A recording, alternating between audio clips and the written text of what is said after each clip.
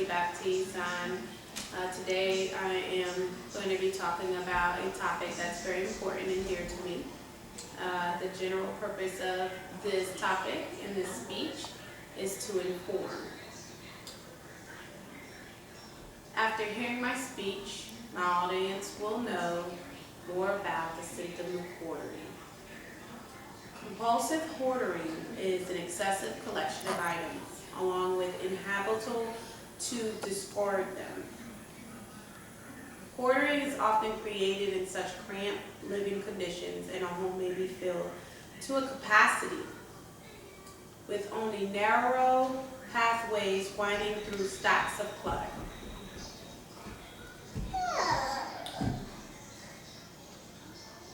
The true prevalence is unknown, but it's essential that 1.2 million people suffer from compulsive hoarding in the U.S. Compulsive hoarding is a disorder characterized by difficult discarding items that appear to most people to have little or no value. This leads to accumulation of clutter such that living and workspace cannot be used for their intended purpose.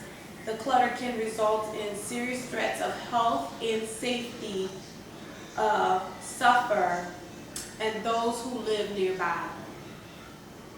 Often people with compulsive hoarding also acquire too many items, either free or purchased. According to Mayo Clinic, the person with compulsive hoarding are comfortable with clutter and that accumulates in homes of people who hoard is often serious fire risk. These homes are also frequently vulnerable to infestations of rodents, insects, mold, and inhabitants of the home at risk of various health problems such as asthma, allergies, and infections. People who hoard is typically save items because they believe these items is needed or have value in the future.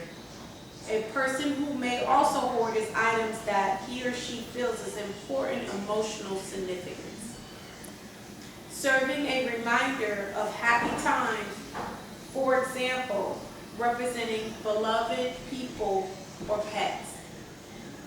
People who hoard may report feeling safer when they're surrounded by things they save.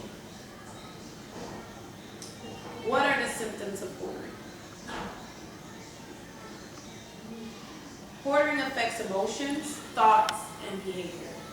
Signs of hoarding may include cluttered living space, inhabitable items to discard items, keeping stacks of newspaper, magazines, and junk mail, moving items from one pile to another without discarding anything, acquiring unneeded, seamless, useless items including trash and napkins from restaurants, difficulty managing daily activities including procrastination and trouble making decisions, difficulty of organizing items, shame or embarrassment, excessive attachment to possessions, including discomfort letting others touch it or borrow possession, limit or no social interaction, transition. Now that I've told you everything about compulsive hoarding, I will tell you about what causes that. What causes compulsive hoarding? Compulsive hoarding may be hereditary. Up to 85% of people with compulsive hoarding can identify another family member with the same problem.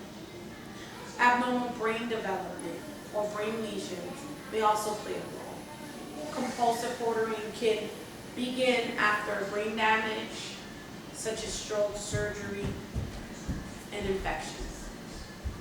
Family experience and psychological factors may also play a role in development of hoarding, and emotional stress may heighten the symptom.